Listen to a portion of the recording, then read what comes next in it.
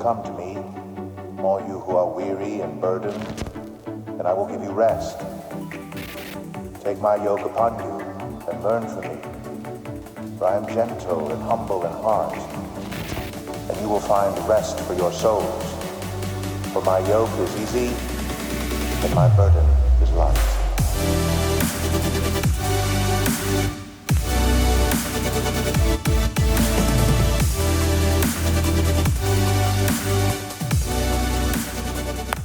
What a day to be alive in Austin, Texas. How about baptisms in the house this morning? That's a fun day. Always great to be reminded why we do what we do. Real quickly, before we dive into the message today, I want to extend an invitation to those of you who consider Lake Hills Church your church home. If you're visiting with us, first of all, we're thrilled you're here.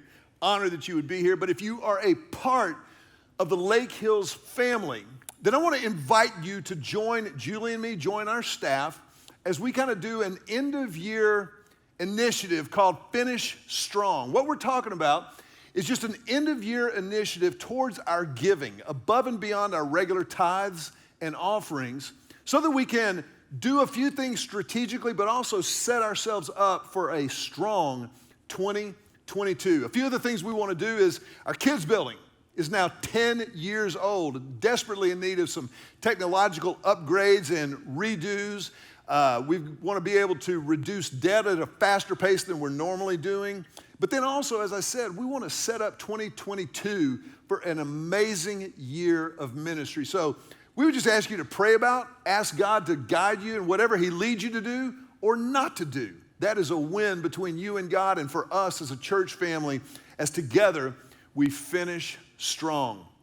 Finishing strong is an amazing opportunity for us as a church family, and I just invite you to participate in that at whatever level, at whatever pace you would like to, and we will give God all of the glory for what he chooses to do through the church family. We've had a number of calls, particularly over the last few months, as people are kind of starting to strategically think about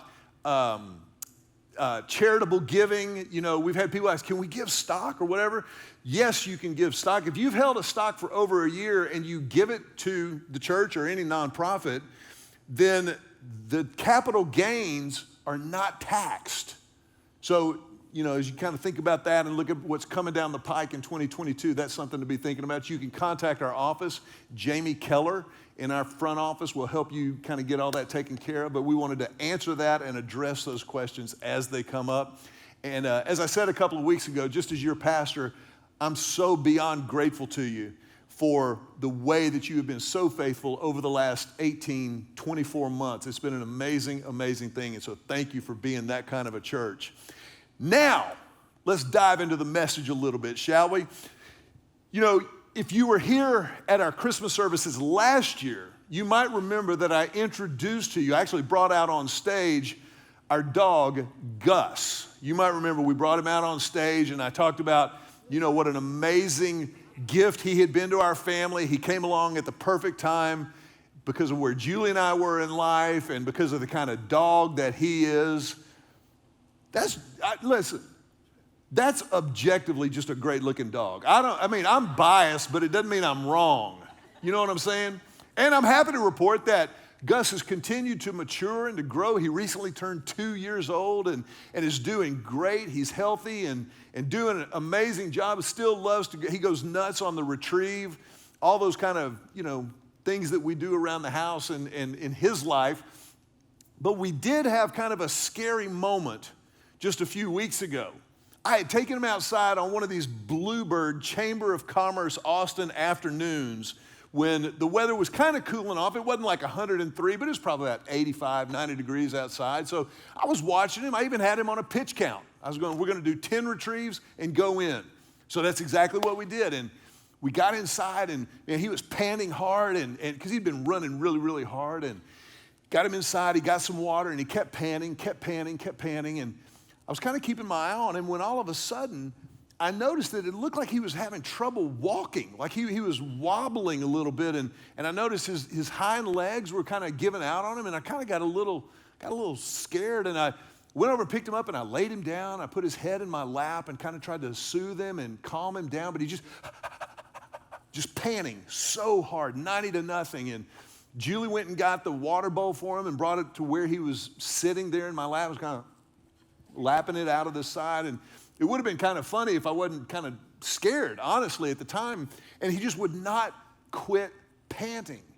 So I called our vet and I said, hey, I don't know what's going on, but I just got Gus inside from a little retrieving session, and he's kind of freaking out a little bit. I noticed that he was kind of like, it looked like he was having trouble walking, and he was kind of wobbling, and you know, this is how I describe it to you. I've seen, it looked like he was drunk a little bit. And she said, you know, that's kind of how they present when they're overheated. It sounds like he just got overheated. It looks like something neurological is going on, or like he's had a stroke maybe, but it sounds like he's just overheated. If you can get him into some room temperature water, don't let it be too cold, but get him into some water, and especially the parts of his body that don't have as much hair on, like his belly and his foot pads, that's where they release their heat.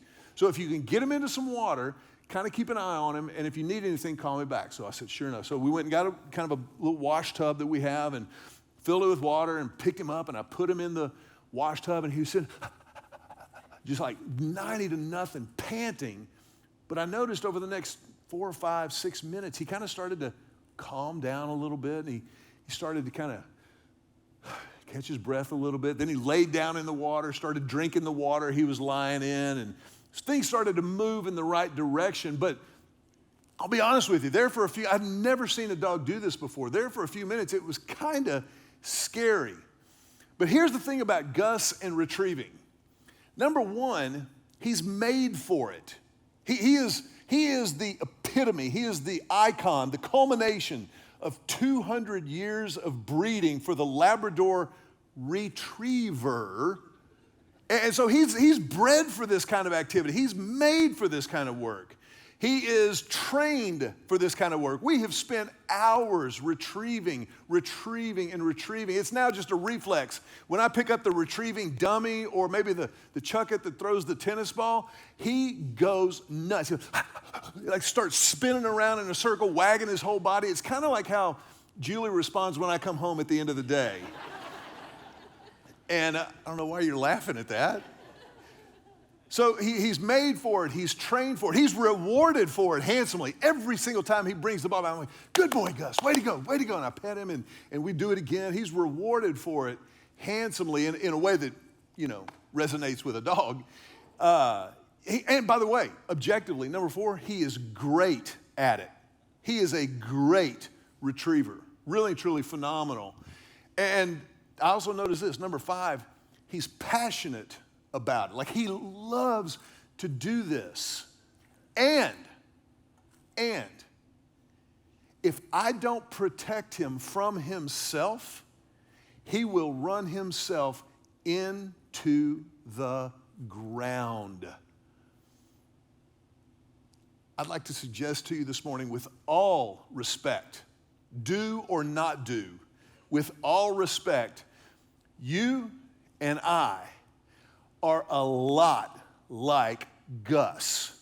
The very things that we do well, the things that we're made for, the things that we're trained to do, the things that we're rewarded for doing, that we're passionate about doing, all of those things, if we're not careful, those very things can literally run us into the ground. They're the things that burn us out, the things that run us down.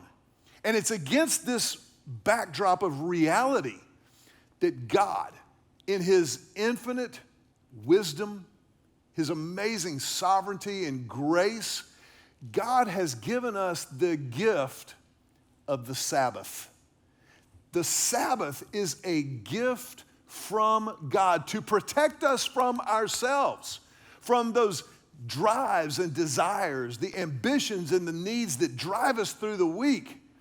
God says, I'm calling you. He even says, I'm commanding you to rest, to take a day and intentionally rest. It's this idea that it's actually a gift to rest from our labors, to quit working, to quit striving, to quit fearing, but to actually get some of this soul rest. Last week we started this series, The Rest of the Story. And we've established as the foundation for this whole teaching series the invitation that Jesus gives in Matthew chapter 11. In Matthew 11, Jesus says the following. He says, "Come to me, all of you who are weary and carry heavy burdens, who are burned out, broken down, and I will give you rest. Take my yoke upon you. Let me teach you, because I am humble and gentle at heart, and you will find rest for your souls." Just that invitation alone is kind of like, yes, please, could I have some more? Could we please have some? I love the way Eugene Peterson, pastor and author and theologian, paraphrased this invitation of Jesus's. His translation of the Bible is a paraphrase called The Message, and this is how he paraphrases Jesus' words. He said that Jesus is actually saying here, in a way that resonates with the 21st century, walk with me, work with me, watch how I do it. Learn the unforced rhythms of grace. Isn't that a great turn of a phrase? The unforced rhythms of grace.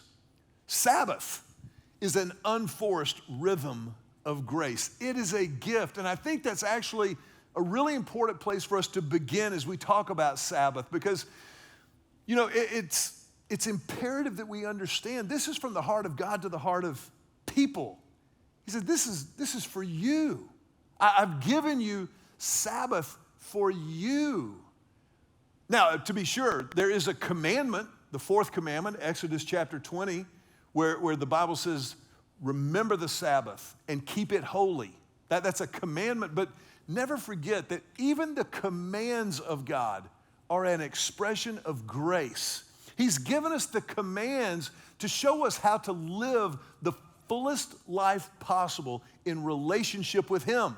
So every time we keep the commands, every time we demonstrate that we trust Him more than we trust ourselves or more than we trust current fads and trends, every time that happens, He gets glory and we get good.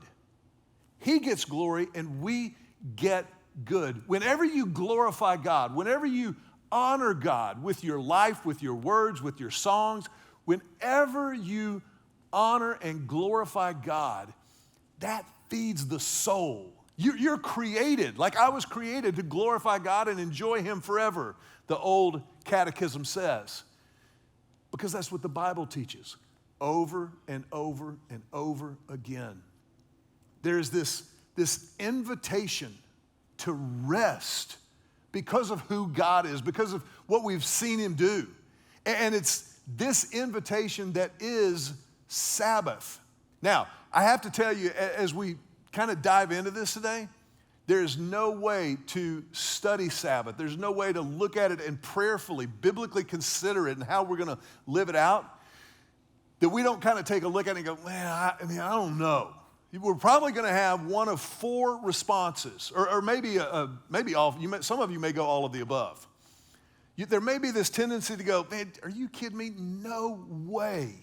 No way can I take a whole day off, not running around chasing my tail, not living life on the back of a fire truck. No way. Or you may be thinking as we go through this, God, I'm a terrible Christian. I don't even know if I'm going to heaven. And you think, or you may even think, I'm a terrible parent. My kids don't even know what the Sabbath is. Or, more than likely, more than a few of us are saying this. That ain't me. That doesn't apply to me. That's for other people. I don't need a day off, Jack. I'm a hard charger. Or, I'm a hard charger. I don't need that. I'm type A.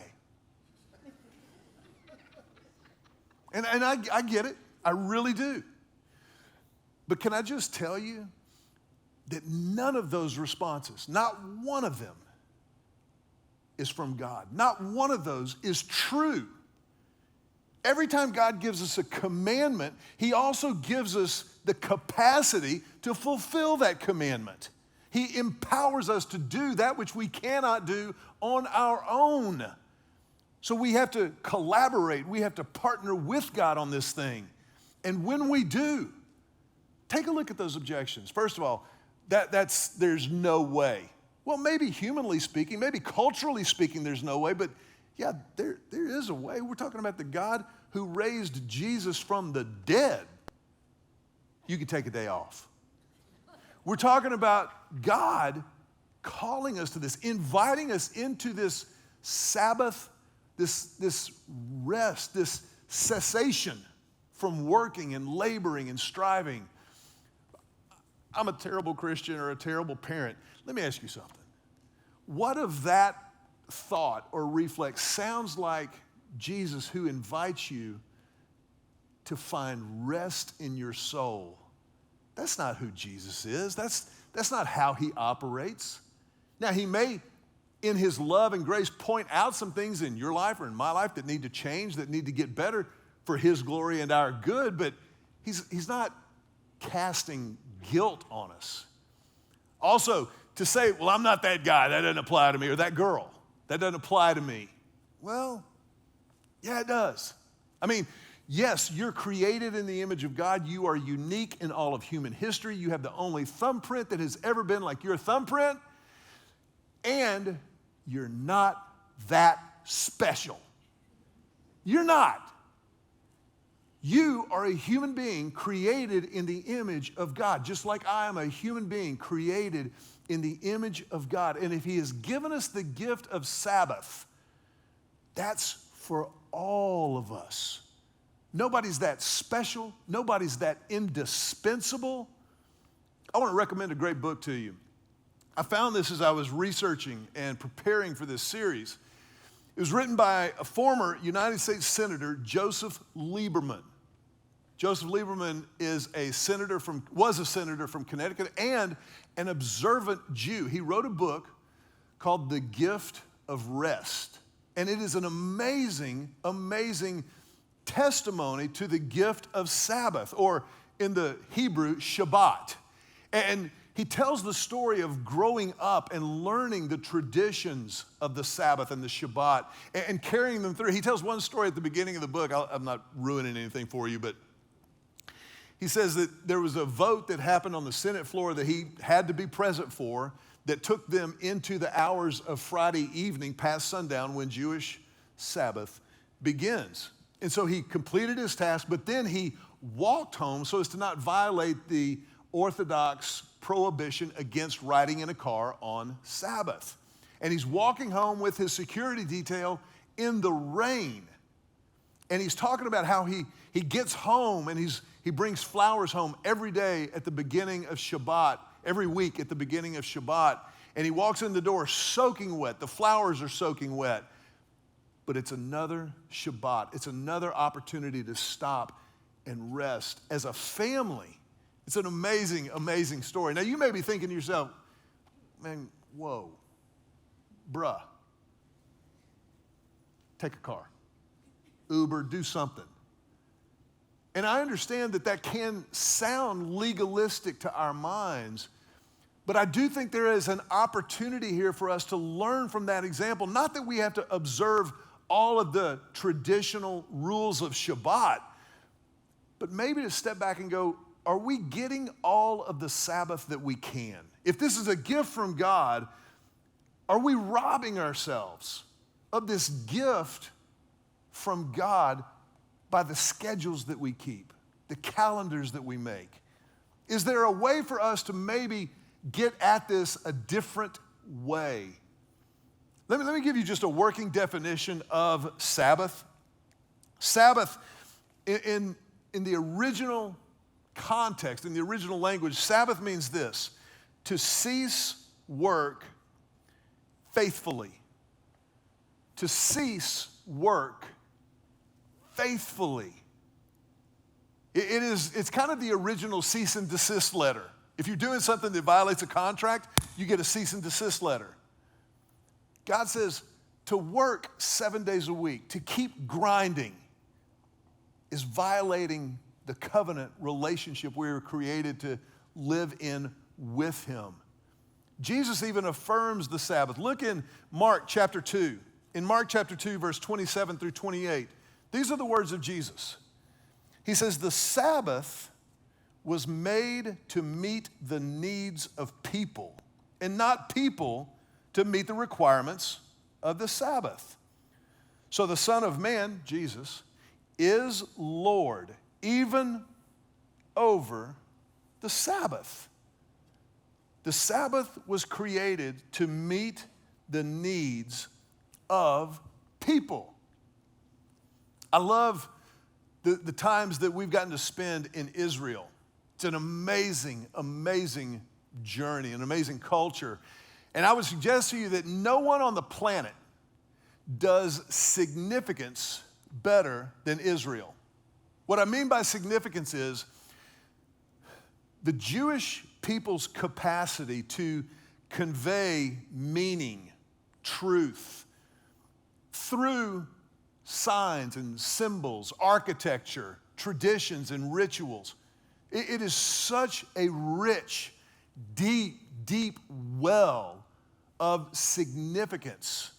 And one of the tools that they use, even to this day, throughout most of Israel, is the Sabbath or Shabbat. Now, again, some of these things might sound a little extreme to you and me. For example, in a lot of buildings in Israel, on the Sabbath, Shabbat, they have what they call a Sabbath elevator. That means that the elevators stop on every floor on the way down so that you don't have to do the work of pushing the button. The restaurants in a hotel will prepare food for Saturday on Friday before sundown and then put it out so that no one is lighting a fire or preparing food or working on Shabbat. And again, I understand that we're probably not going to push this as far as that goes, but there's another tradition that I think helps us to get at the heart of Sabbath. It helps us to understand that Sabbath is not a noun. We think of Sabbath and we think of a day, the Sabbath. But in the original Hebrew language, it is a verb. Remember, to cease working faithfully. Faithfully, to remember God as creator, recognize him as our provider, our sustainer in the present. But also because of what he has done in the past and in the present, we know that our future is secure, that we have hope for the future because of who God is. We love to like on the themes and the memes on Instagram. You know, you've ever seen this thing? And it's true, by the way. So it's like, I don't know what the future holds, but I know who holds the future, right? Well, Sabbath is maybe the greatest, most ordinary, regular, consistent statement of that idea that there is. We love, oh man, I believe the Lord. I have faith in God. But you won't take a day off? You won't set aside time with your family, with friends to worship? What are we thinking about? What are we really doing here? And this one tradition in Israel that I want to get at, I think helps us to understand why this is so important. As Jewish people greet each other as the Sabbath approaches and throughout the day of the Shabbat, they say to one another the following: Shabbat Shalom. Shabbat Shalom. Turn to your neighbor with a smile on your face. Tell him, Shabbat Shalom. That just kind of felt good to say it, didn't it? Shabbat Shalom. Now, the literal translation for you and me into English would be Sabbath peace. And we would think, well, that's a nice gesture. I like that. But you don't understand.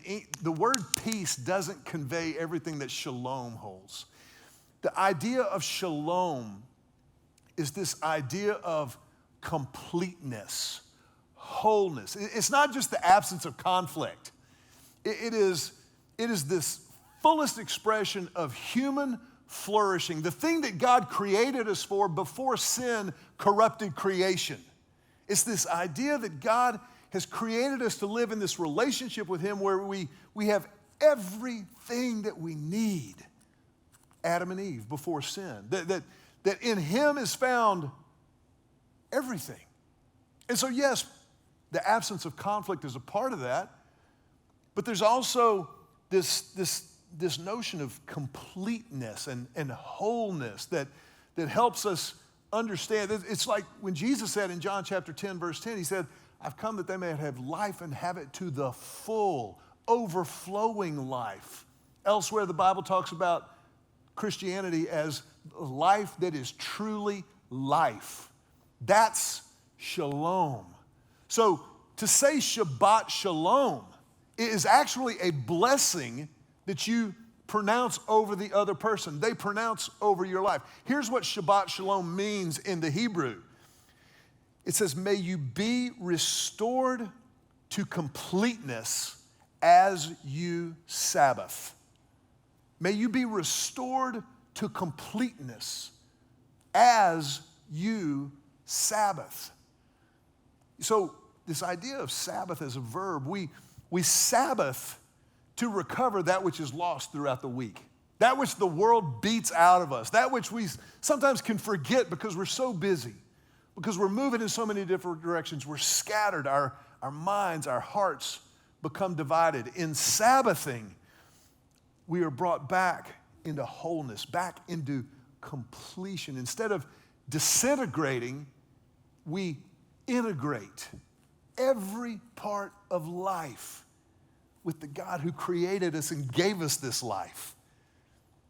And when you start to understand Shabbat Shalom, then you're kind of like, well, now it's not so much what do I have to do, it's like, how do I get a piece of that? How do I taste that? How do I experience that? That's what we're after throughout this whole series, the rest of the story. Yes, we want to understand Jesus' invitation to soul rest, but we want to understand it on the way to actually experiencing it. I don't want to just know something, baby. I want to do it. That's what Jesus is inviting us into. How do we rest our souls? God says one day a week, just cease striving, cease working, cease worrying for the purposes of intentional worship. To just slow down. I love it sometimes, and I've had this conversation before, but a lot of times, and it usually happens with men, not always, but usually with men, I'll hear something like this. Well, Mac, I'm as close to God in a deer blind as I have ever been at church. And I believe, and listen, I've had some incredible moments with God in a deer blind. I have. For you, maybe it's on a mountaintop somewhere or at the beach, and I get it. I honestly mean that. I do. But it's not the same. If all we're talking about is consuming an experience with God, then yeah, you can get that in a deer blind. You can get it on a mountaintop or a beachside. But we're called to not only consume, but to be contributors to shalom, to contribute to the community of shalom, to be together, to worship together, to pray together, to laugh together, to rest together. A few months ago, a really, really, really close couple friend of ours called Julie and me and said, we want to take you to eat at this restaurant we just found out. It is killer. We were like, dude, I'm in. Night came, they took us downtown to this tragically hip and trendy restaurant. We walked in, raised the median age by about 15 years.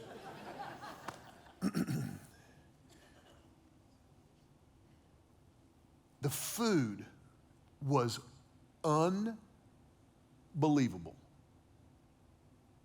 Appetizers make you slap your mama. The main course dishes, you shared family style. Never in my life. The dessert, I'm pretty sure is how dessert will taste in heaven. And the company was even better. The company was even better. Before we even realized that we had been sitting at the table for 2 hours. It was so good that just a few days ago, Julie and I said, you know what, we're going to do the same thing. Let's us make the reservation and call them and tell them to meet us there. And if they can't go, we'll go. Fortunately, they could go. This time, same experience with the food, except we sat there for 3 hours hanging out. We laughed. We talked about, compared notes on kids, work, kind of, told some stories about being married and funny stuff that we could relate to. It was incredible. Finally, it looked like the restaurant was kind of clearing out, so we decided to leave. We went to our car, they went to their car. And as Julie and I were pulling out, Julie said something so profound. She said, that was just refueling. It was just refueling.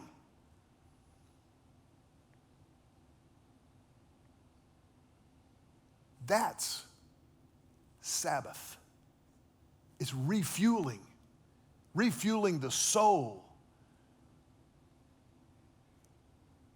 That's why in Exodus chapter 20, God commands us, remember to observe the Sabbath day by keeping it holy. Keeping it holy means to set it apart. Set it apart for the purposes of God. Keep it holy. You have 6 days each week for your ordinary work, but the seventh day, it's a Sabbath day of rest dedicated to God.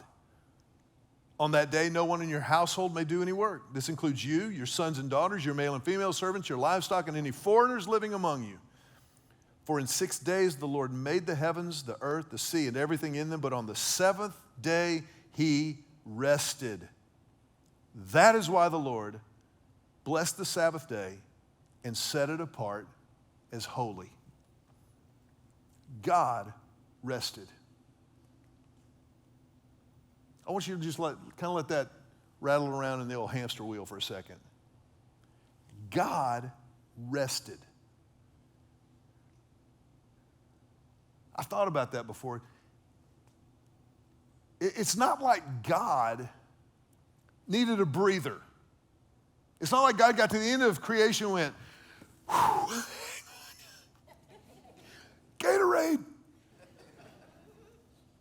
He was still omnipotent, all-powerful. But he rested. He rested as an example to you and to me. If God rested, how much more do we need rest?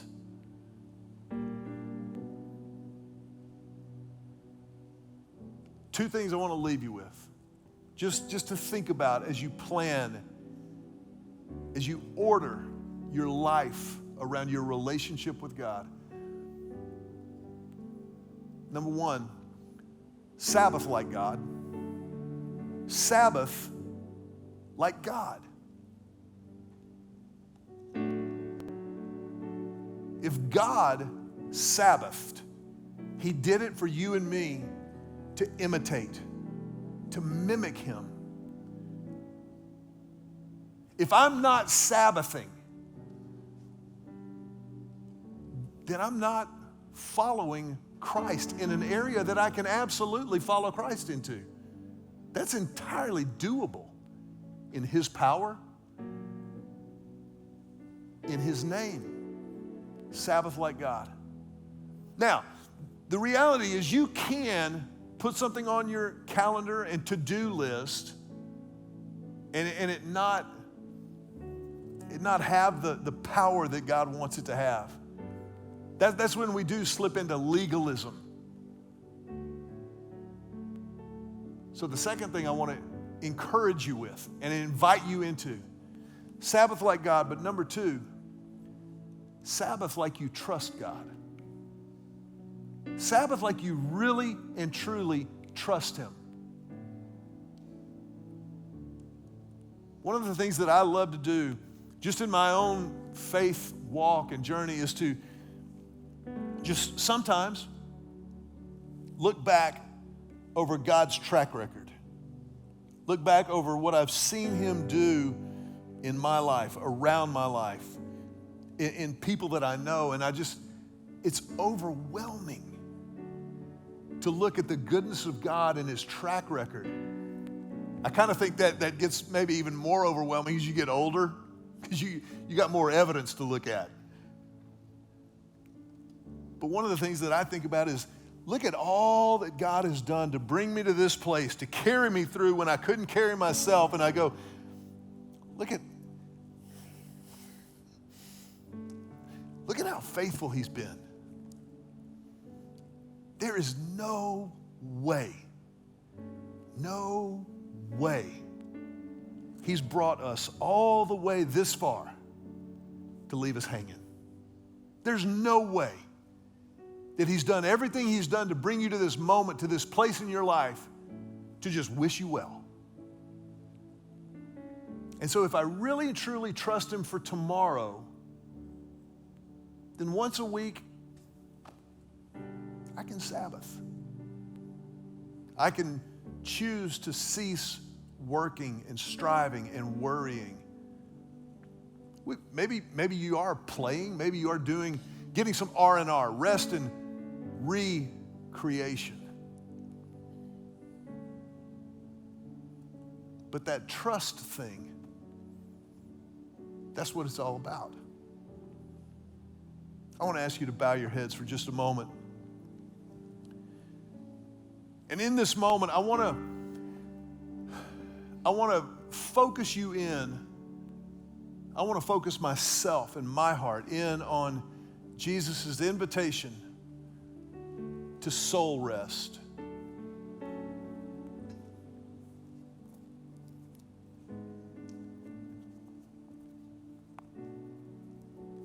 That happens in relationship with Christ. If you're here today or maybe watching online and you've never stepped into that relationship, you've never responded personally, definitively to his grace initiative, man, we would love to give you the opportunity to do that right now. You may be here in the room, you may be watching online, or maybe watching days from now in another country.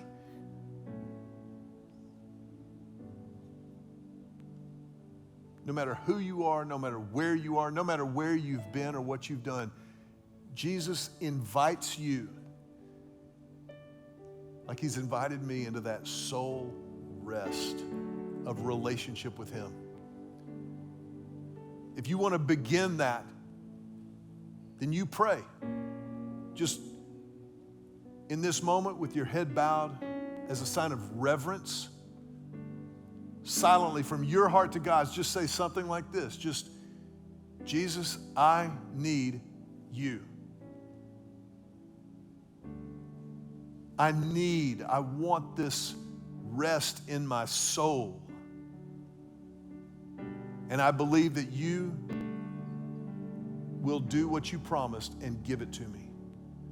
So I confess my sin to you, holding nothing back, in order to claim and receive your grace and forgiveness. And I choose to believe that you died on the cross for me and that you rose from the dead. And so, Jesus, I will follow you with everything I have from this moment forward. I pray this prayer, Lord, in your name.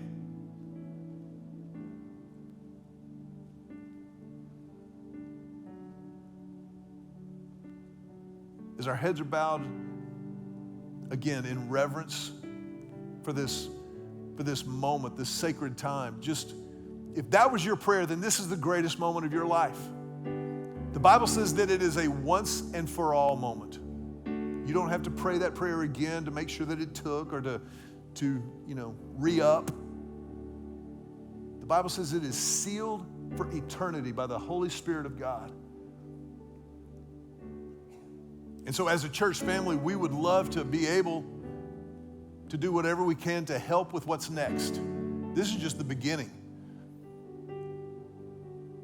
If you're online, there's a little thing there called the hub. If you would just let us know that you made that decision. If you're in the room, there's an actual physical hub outside as you exit. If you'll just stop and let somebody know, today was my day. I prayed that prayer. And then we'll come alongside at whatever pace works for you to help in this new relationship that you have with God. As our heads are bowed, if that was your prayer, would you just raise your hand? Just raise your hand and hold it up high over your head for a moment. And understand that your hand in the air just means that you are stating silently the commitment spiritually that you just made. In our family tradition around here, as you put your hands down, as we're going to put our hands together and tell you, welcome home. Welcome home.